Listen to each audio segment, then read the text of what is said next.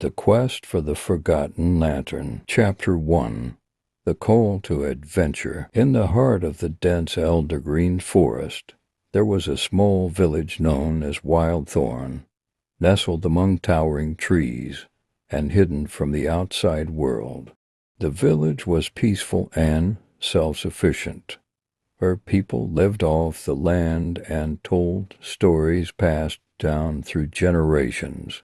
Among the villagers were three inseparable friends: Eora, a skilled archer with eyes as sharp as her arrows; Kellan, a gifted blacksmith known for his strength and loyalty; and Maran, a young scholar with a mind that never stopped questioning the world around her. The trio spent their days exploring the forest, chasing after forgotten legends, and daring each other to venture deeper into the woods than anyone else in the village dared to go. Despite their different talents, they had one thing in common: a burning curiosity about the world. One evening, as the sun set behind the trees, casting a golden hue over the village, the friends sat together near the ancient oak at the edge of the forest. The oak was said to be as old as the world itself, and its gnarled roots curled into the ground like the tendrils of some ancient creature. "I heard the elders whispering again today," Marin said quietly, her dark eyes filled with intrigue. "They mentioned the Lantern of Everlight." Kellan raised an eyebrow. "The Lantern of Everlight? That's just an old story to keep kids from wandering too far into the forest." "No," Marin insisted, leaning forward. "It's real, or at least it was. The lantern was said to have the power to banish any darkness and light the way to places no one has ever seen. But it was lost centuries ago, hidden deep within Eldergreen." Leora, who had been idly toying with her bowstring, perked up. "Lost, you say, and no one's found it?" Marin nodded. "The elders say that anyone who seeks it never returns. They think it's a cursed quest, but I think there's more to it. If we could find it, who knows what we might discover." Kellan let out a low chuckle. "Sounds dangerous. But then again, when have we ever let that stop us?" Leora grinned, her eyes flashing with excitement. "Exactly. We've explored nearly every inch of this forest. Maybe this is what we've been waiting for." Marin smiled. "Then it's settled. At first light tomorrow, we'll begin our quest for the Lantern of Everlight." That night, as they lay in their beds, each of them felt a mixture of excitement and apprehension. The lantern was no ordinary treasure. If the stories were true, it held immense power. But that power had been hidden for a reason, and the forest was known to guard its secrets fiercely. Chapter 2. Into the heart of Eldergreen. The next morning, the three friends met at the ancient oak, their packs filled with supplies, food, water, and a few tools they thought might come in handy. Marin carried a map she had drawn from old stories and fragments of knowledge she'd collected over the years. It was incomplete, but it gave them a direction to head toward, stretching far beyond what anyone in the village had ever fully explored. Its towering trees blotted out the sun in some areas, leaving the forest floor in perpetual twilight. Strange creatures lived in its depths, some harmless, others not. But the trio had faced dangers before, and they were confident in their abilities. For hours they walked, the sound of their footsteps muffled by the soft moss that carpeted the ground. Birds chirped overhead, and occasionally the rustle of leaves indicated the movement of something unseen. The forest was alive, but it wasn't threatening, at least not yet. As the sun began to dip toward the horizon, Marin stopped, studying her map. "We should be nearing the first landmark," she said, squinting at the parchment. "An old stone bridge that crosses a river. It's said to mark the beginning of the path to the lantern." "I don't see any river," Cullen said, scanning the dense underbrush. Leora, who had climbed up a nearby rock for a better view, called down, "There's something that way. I hear water." They followed the sound of rushing water, pushing through the thick ferns till they reached a wide river.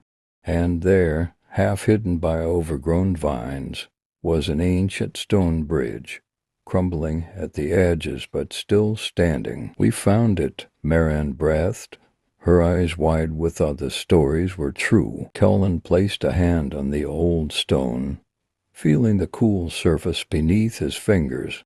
"It's older than the village, that's for sure." Leora was already moving across the bridge, her footsteps light. "Come on, we don't have all day." They crossed the bridge and continued deeper into the forest. The air grew cooler and the trees thicker.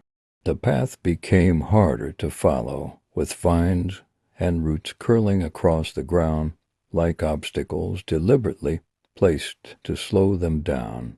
But the friends pressed on, driven by the promise of discovery. As dusk fell, they made camp in a small clearing. The fire crackled softly, and they sat around it, eating dried meat and bread from their packs. "Do you think we're the first ones to make it this far?" Leora asked, staring into the flames. Marin shook her head. "Others must have tried, but the forest, it has a way of turning people back or worse." Cullen frowned. "Worse? There are stories of people who enter Eldergreen and lose their way," Marin said softly. "They're said to wander the forest forever, never finding what they seek." Leora scoffed. "We'll be fine. We have each other, and we have a map." But Marin's words lingered in the back of their minds as they drifted off to sleep, the fire slowly dying down to embers. Chapter 3. The Guardian of Shadows. The next day they ventured even deeper into Eldergreen, the trees growing so tall and dense that only slivers of sunlight pierced through the canopy. The air felt different here, heavier, as if the forest itself was watching them. They came to a massive stone archway covered in moss and vines, its surface etched with strange symbols that glowed faintly. Beyond the archway, the path disappeared into darkness. "This must be the entrance to the inner forest," Marin said, her voice hushed. "The lantern is somewhere beyond here." As they passed under the archway, the temperature dropped sharply, and the sunlight vanished entirely, replaced by a dim, otherworldly glow that seemed to emanate from the very trees. The silence was oppressive, broken only by the occasional creak of wood. Suddenly, a figure appeared on the path ahead, emerging from the shadows. It was tall and cloaked in black, its face hidden beneath a hood. In its hand it held a staff that seemed to absorb the light around it. "Turn back," the figure intoned, its voice low and resonant. "The lantern is not for you." Cullen stepped forward, his hand on the hilt of his sword. "We've come too far to turn back now." The figure tilted its head, studying them. "Many have said the same. None have succeeded." Leora, never one to back down from a challenge, drew her bow. "An arrow already knocked. We'll take our chances." The figure raised its staff, and the shadows around them seemed to shift and move, creeping closer like tendrils of smoke. "You are brave," the figure said, "but bravery alone will not save you. To find the lantern, you must face the darkness within yourselves." Before any of them could respond, the ground beneath them trembled, and the shadows surged forward, swallowing them whole. Chapter 4. Trials of the Heart. When the darkness lifted, the friends found themselves separated, each in a different part of the forest, their surroundings twisted and unfamiliar in a dense thicket, the trees towering over her like silent sentinels.